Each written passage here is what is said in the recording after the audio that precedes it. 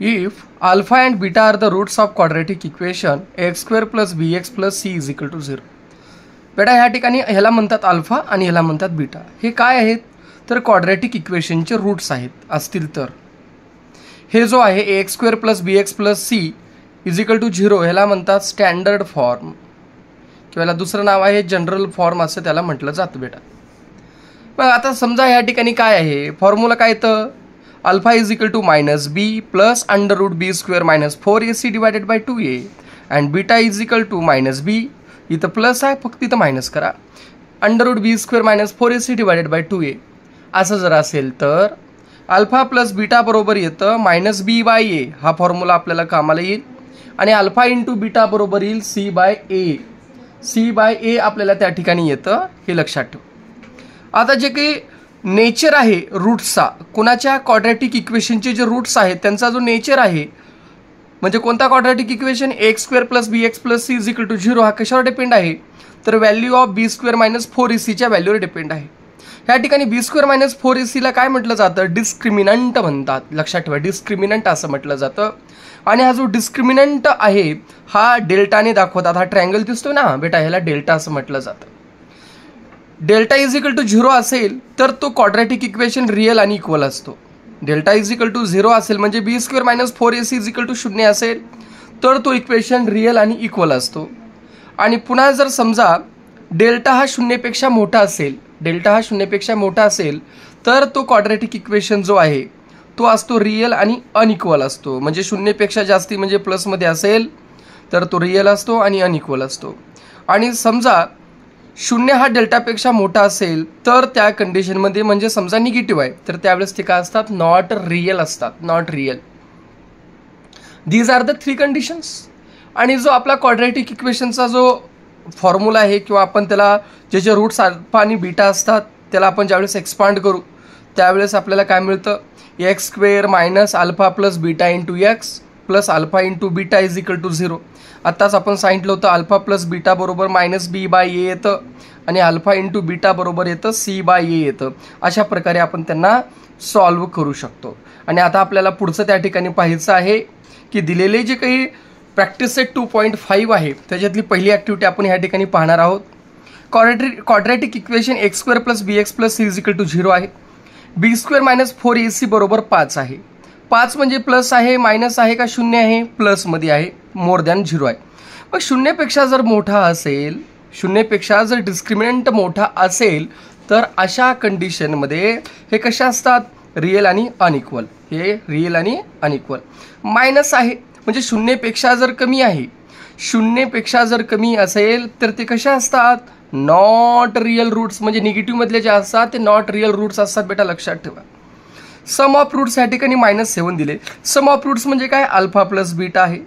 मग त्याच्यानंतर आपल्याला क्वाड्रॅटिक इक्वेशन जो आहे एक्स स्क्वेअर त्या ठिकाणी पहा जो क्वाड्रॅटिक इक्वेशन आपल्याला दिलेला आहे तो काय करते x square plus 7x plus 5 is equal to 0 होतं. मग ह्या ठिकाणी हे कशावरून डिपेंड आलं हा आला ह्याच्यावरून x square minus alpha plus beta into x plus alpha into beta बरोबर 0. मग बेटा ह्या ठिकाणी आपण काय केलं पहा एक्स स्क्वेअर मायनस जे काही अल्फा आणि बीटा आहे ते किती आहे इथं पहा minus 7x product of route इथं दिलेलं आहे. प्रोडक्ट ऑफ रूट किती आहे बेटा 5 आहे इन plus 5 is equal to 0. X square minus minus होतं बेटा plus 7x plus 5 is equal to 0. अशा प्रकारे हा इथला x square plus 7x plus 5 is equal to 0 येतो. आणि पुढे पहा तिसरा इफ अल्फा आणि beta are the roots of quadratic equation. Alpha आणि बीटा काय आहेत रूट्स आहेत कशाचे क्वाड्रॅटिक इक्वेशनचे. तर ह्याच्यामध्ये आपल्याला पाहायचं अल्फा प्लस बीटा किती आहे तर आपल्याला अल्फा प्लस बीटाचा फॉर्म्युला आपण होता अल्फा प्लस बीटा बरोबर होता मायनस बी बाय ए. ह्याच्यामध्ये ज्यावेळेस आपण याला कम्पेअर करतो x square plus b x plus C बरोबर ए बरोबर येतं 2 बी बरोबर येतं -4 आणि सी बरोबर येतं -3. मग बीची किंमत किती येते -4 divided by 2 which is equal to 4 divided by 2 which is equal to answer येतं 2 येते बेटा. मग पुन्हा आहे अल्फा इंटू बीटा. अल्फाची किंमत अल्फा इंटू बीटा बरोबर काय फॉर्म्युला आपला तर सी बाय ए मग सीची किंमत किती आहे पहा बेटा, -3 आहे. एची किंमत किती आहे 2. अशा प्रकारे याचं आन्सर काय येते बेटा, -3/2 याचं आन्सर येतं. आणि आपल्याला जो दुसरा क्वेश्चन आहे त्याचे आपल्याला डिस्क्रिमिनंट त्या ठिकाणी फाइंड आउट करायचे आहे. आपण फाइंड आउट करूया. ह्या ठिकाणी आपण दुसरा पाहणार आहोत. पहा दुसरा काय आहे, find the value of discriminant. डिस्क्रिमिनंटच्या व्हॅल्यू फाइंड आउट करायचं आहे. त्याच्यातला जो पहिला आहे x² + 7x - 1 = 0. दुसरा आहे 2y² - 5y + 10 = 0. आणि तिसरा आहे √2x² + 4x + 2√2 = 0. अशा कंडिशनमध्ये पहिल्याला घेऊया आपण x² + 7x - 1 = 0. मग आता काय करायचं बेटा, आपण ह्या ठिकाणी पहा, comparing this equation with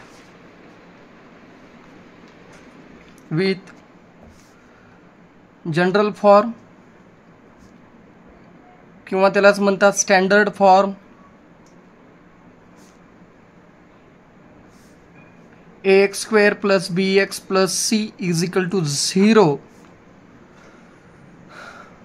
हा झाला तुमचा क्वाड्रॅटिक इक्वेशन आहे. आता पुढे आपण त्या ठिकाणी काय करूया तर पाहूया की ह्याला काय म्हणतात, कोइफिशियंट. हे झाले व्हेरिएबल्स. आता x² बाजूचा जो कोइफिशियंट आहे तो आपल्याला फाइंड आउट करायची. इथं काही नसते, म्हणजे किती असते बेटा 1. बीच्या ठिकाणी कोण आहे +7 आहे आणि सीच्या ठिकाणी कोण आहे -1 आहे. मग आता आपण त्या ठिकाणी पुढे फाइंड आउट करायचे. करत असताना आपण काय म्हणूया, डिस्क्रिमिनंट = b² - 4ac हा तुमचा फॉर्म्युला आहे बेटा. बीची किंमत 7चा वर्ग -4, एची 1 आणि सीचा -1.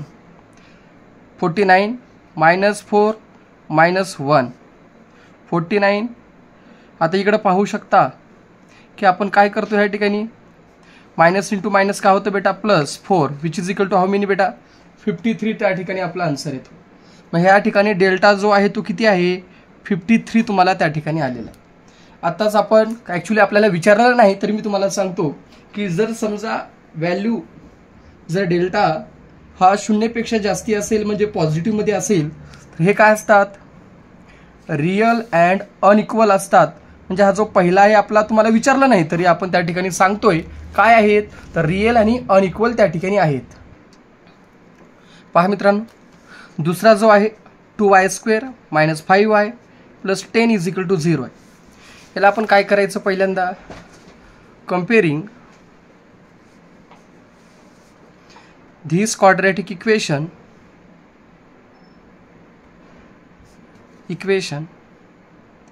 With ax² + bx + c = 0. मग त्या ठिकाणी काय करता येतं आपल्याला की ह्या ठिकाणी x² चा कोइफिशियंट काय बघा, हे किती आहे, ह्याला आपण काय करायचं y असल्यामुळे आपण ह्याला स्टँडर्ड फॉर्म आहे याच्यामुळे काही असं सिरियस होऊ नका की कसं होईल. कारण ह्याला ay² by + c सुद्धा केलं तर काही चुकणार नाही तुमचं. मग त्या ठिकाणी पहा y² चा कोइफिशियंट काय आहे, याचा कोइफिशियंट एच्या जागी काय आहे 3 आहे, बीच्या जागी काय आहे -5 आहे आणि सीच्या ठिकाणी काय येतं 10 येतं.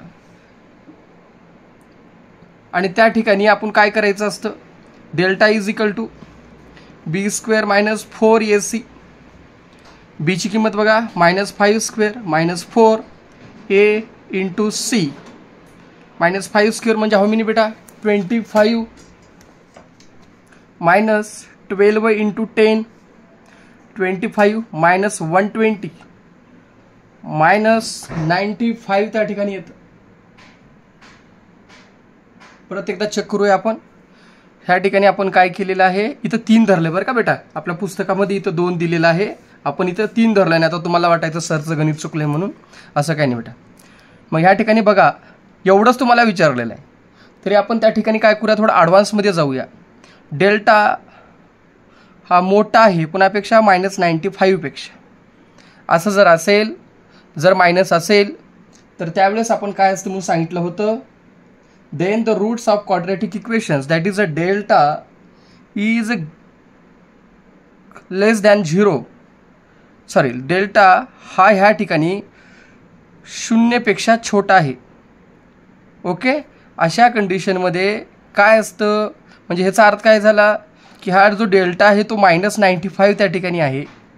पण डेल्टा हा 0 पेक्षा छोटा आहे असं जर असेल तर त्याला म्हणतात not real roots. Not real roots असं त्यांना म्हटलं जातं. आता पुस्तकातला जो दिलेला आहे बेटा त्या ठिकाणी पाहूया. 2y² - 5y + 10 = 0 आहे. सेम वरच्यासारखं करा. a बरोबर येतं 2, b बरोबर येतं -5 आणि c बरोबर येतं 10. Delta = b² - 4ac. b म्हणजे -5² - 4 × 2 × c 25 - 8 4 × 2 8 8 × 10 80. किती उरले बेटा -55 त्या ठिकाणी उरतात. -55 त्या ठिकाणी उरल्यानंतर डेल्टा = हाऊ मेनी बेटा -55. मायनस असल्यानंतर काय म्हणलं आपण काय असतात नॉट रियल रूट्स आपण त्याला म्हणतो. हे विचारलेलं नाही, परत सांगतोय तुम्हाला विचारलेलं नाही. आणि त्याच्यामध्ये जो थर्ड वाला आहे तो आहे √2x² + 4x + 2√2 = 0 हा तुमचा इक्वेशन आहे. Okay, comparing this quadratic equation with ax² + bx + c = 0 केल्यानंतर x² च्या बाजूला a आहे, मग a ची किंमत काय येते बेटा √2. b च्या ठिकाणी काय आहे 4 आहे आणि c च्या ठिकाणी काय आहे बेटा 2√2 आहे. अशा प्रकारे आपण त्यांना सॉल्व्ह करू शकतो. मग पुढे आपल्याला काय येतं त्या ठिकाणी पहा. डिस्क्रिमिनंट = b² - 4ac 4² - 4 × √2 × 2√2 अशा प्रकारे 4 चा वर्ग येतो बेटा 16 - 4 × 2 √2 × √2 काय येतं बेटा हे √2 × √2 2 येतं. 16 8 × 2 येतं 16 which is equal to 0. So delta = आपण त्या ठिकाणी काय केलं 0 केलं. आणि ज्यावेळेस आपलं डेल्टा = 0 येतो तर त्यावेळेस आपण काय असतं म्हटलं होतं त्या ठिकाणी पहा. डेल्टा = जर 0 असेल पहिलं आपण पाहिलं रियल रूट्स वगैरे पाहिलं होतं. ज्यावेळेस 0 असतो ते असतात रियल आणि इक्वल असतात. हे रूट्स जे असतात रियल अँड इक्वल असतात. आणि पॉझिटिव्ह असेल तर काय असतात बेटा रियल आणि अनइक्वल असतात. आणि निगेटिव्ह असेल तर काय असतात नॉट रियल रूट्स त्या ठिकाणी असतात. पहा विद्यार्थी मित्रांनो, पहिल्यांदा आपण लिहायचं सोल्युशन लिहिल्यानंतर हा जो इक्वेशन आहे म्हणतात क्वाड्रॅटिक इक्वेशन. मग ह्या क्वाड्रॅटिक इक्वेशनला आपल्याला काय करायचं आहे कंपेअरिंग करायचं आहे. comparing x² - 4x + 4 = 0 with ax² + bx + c = 0. a बरोबर काय येते 1, b बरोबर काय येतं -4 आणि c बरोबर काय येतं मित्रांनो 4 येतं. मग a मिळालं, b मिळालं, c मिळालं. Discriminant = b² - 4ac b² minus आता त्या ठिकाणी आपल्याला 4ac पूर्ण एक्सपांड करावं लागेल किंवा व्हॅल्यू ठेवावं लागतील आपल्याला बेटा. मग आपण त्या ठिकाणी व्हॅल्यू काय ठेवू शकतो b म्हणजे काय -4² - 4 × 1 × 4 16 - 16 which is equal to 0. मग ह्या ठिकाणी डिस्क्रिमिनंट किती आलेला आहे बेटा डेल्टा = 0 आलेला आहे. जर 0 आला असेल तर रूट्स कसे असतात सर 0 आला असेल तर जे रूट्स असतात the roots are real and equal. Roots हे रियल आणि इक्वल असतात. हे काय म्हणलं रूट्स कसे असतात रियल आणि इक्वल असतात. मग अशाच प्रकारे आपण दुसरा पण प्रॉब्लेम त्या ठिकाणी सॉल्व्ह करूया. दुसरा प्रॉब्लेम तुमचा काय आहे पहा मित्रांनो 2y² - 7y + 2 = 0 आहे. ठीक आहे. comparing 2y² - 7y + 2 = 0 with ax² + bx + c = 0 बेटा. मला सांगा a च्या ठिकाणी काय येतं 2, b च्या ठिकाणी काय येतं -7 आणि सीच्या ठिकाणी काय येतं बेटा 2 येतं. मग आता discriminant is equal to B square minus 4ac. बीची किंमत काय बेटा -7 square minus 4 into A into C. सती 49 मायनस इंटू मायनस काय होतं बेटा प्लस. मायनस 4 1 4 4 2 8 8 2 16. बेटा डोक्यावर जर इव्हन नंबर असेल तर त्याचा जो काही स्क्वेअर येईल या 4 असेल काही असू द्या तर जे बाहेर येणारी जी व्हॅल्यू असते ती प्लस मध्ये असते. जर इथं ऑड असेल 1 3 5 7 वगैरे तर ते काय असतं बेटा मायनस असतं. मग 49 मधून त्या ठिकाणी आपण काय केलं बेटा 16 गेले. मग 49 मधून 16 गेल्यानंतर किती उरतात 33. डिस्क्रिमिनंट किती आलं बेटा 33. मग ह्या ठिकाणी रूट्स कशी आहेत पॉझिटिव्ह. मग रूट्स आर कशा असतात जर पॉझिटिव्ह नंबर असेल जर त्या ठिकाणी डेल्टा हा त्या ठिकाणी बेटा डेल्टा म्हणला पण हा जर त्या ठिकाणी 0 पेक्षा मोठा आहे तर किती आहे 0 पेक्षा मोठा आहे. अशा कंडिशनमध्ये आपण काय म्हणतो the roots are real and unequal असं आपण त्या ठिकाणी सांगू शकतो. हे रूट्स कसे आहेत रिअल आणि अनइक्वल त्या ठिकाणी आहेत. आता आपल्याला पुढचा सॉल्व्ह करायचं बेटा थर्ड वाला काय आहे आपला पहा. m square plus 2m plus 9 is equal to 0. Same comparing solution लिहायचं बेटा ह्याला. m square plus 2m plus 9 is equal to 0 with ax square plus bx plus c is equal to 0. a बरोबर काय येते बेटा 1, b बरोबर काय येते बेटा 2 आणि c बरोबर काय येतं 9 येतं. ओके. मग आता काय करायचं डिस्क्रिमिनंटचा सिम्बॉल वापरा b square minus 4ac. b म्हणजे किती आहे 2 स्क्वेअर मायनस 4 इंटू 1 इंटू 9. 4 4 गुणिले 9 9 चौक 36. 4 मधून 36 गेले किती उरले बेटा 32.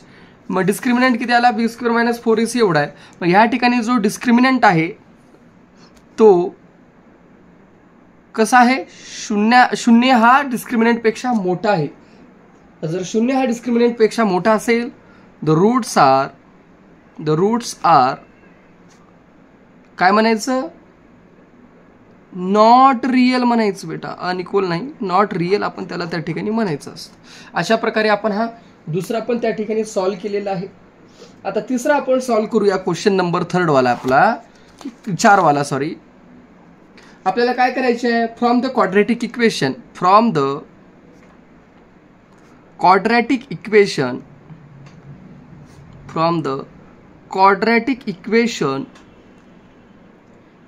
if the roots are 1 0 and 4. दूसरा है 3 and -10. थर्ड वाला है 1/2, -1/2 आणि त्या ठिकाणी चौथा आहे फोर्थ वाला 2 minus √5 2 plus √5 आणि ह्याचा वापर करून आपल्याला त्या ठिकाणी क्वाड्रॅटिक इक्वेशन तयार करायची. क्वाड्रॅटिक इक्वेशन चला पहिल्यांदा काय करायचं बेटा नंबर 1 घेऊया 0 and 4. लिहिताना लिहायचं let alpha is equal to 0 and beta is equal to 4. मग ह्या ठिकाणी alpha plus beta is equal to अल्फाची किंमत किती आहे 0 plus 4 is equal to 4. Alpha into beta बरोबर 0 into 4 which is equal to 0. मग जो रिक्वायर्ड इक्वेशन आहे द रिक्वायर्ड क्वाड्रॅटिक इक्वेशन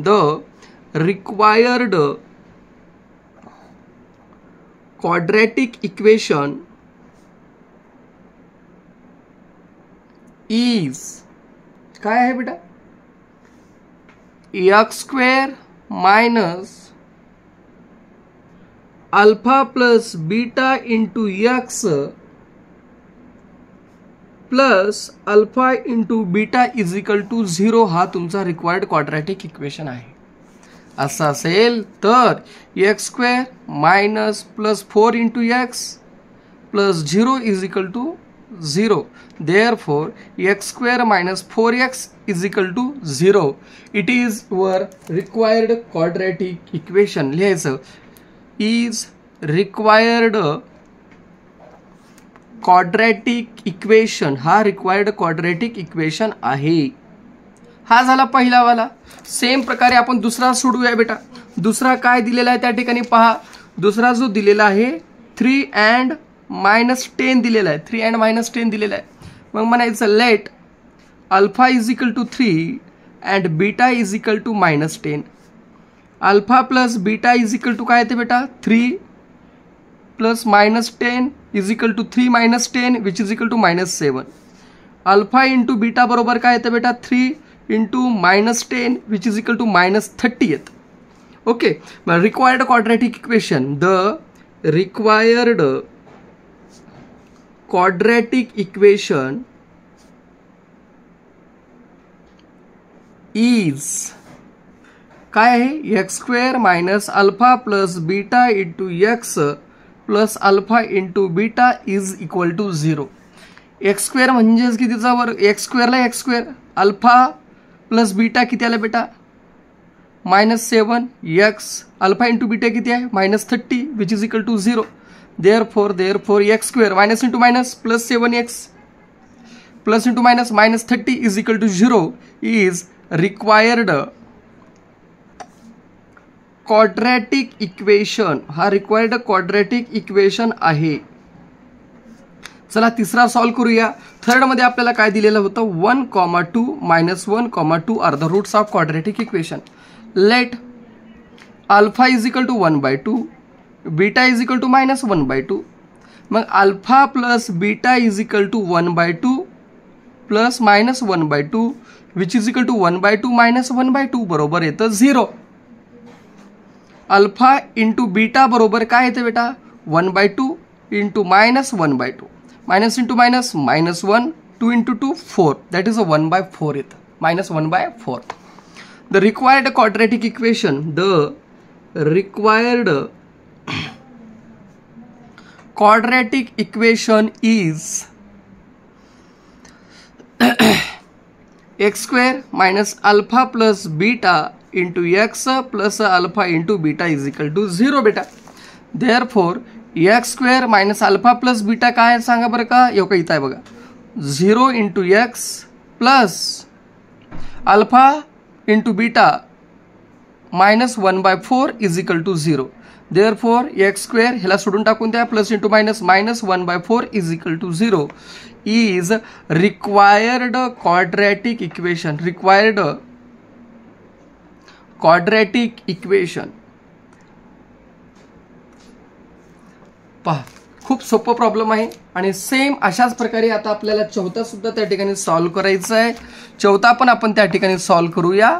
मग लेट काय करूया अल्फा बरोबर धरूया 2 - √2 आणि बीटा बरोबर धरूया 2 + √5 आहे सॉरी माफी असावी.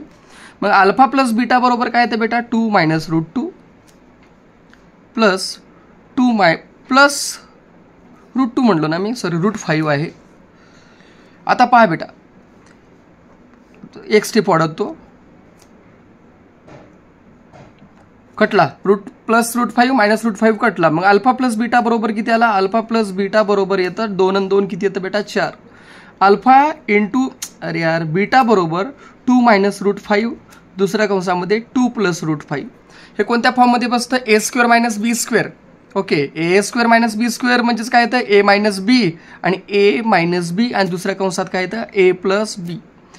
ओके मग काय येतं a² - b² which is equal to काय येतं बेटा 2चा वर्ग 4 -√5चा वर्ग 5 विच इज इक्वल टू काय येतं -1. मग अल्फा इंटू बीटा बरोबर काय येतं -1 त्या ठिकाणी आपल्याला मिळतं. मग काय म्हणायचं आपण the required quadratic equation. The required quadratic equation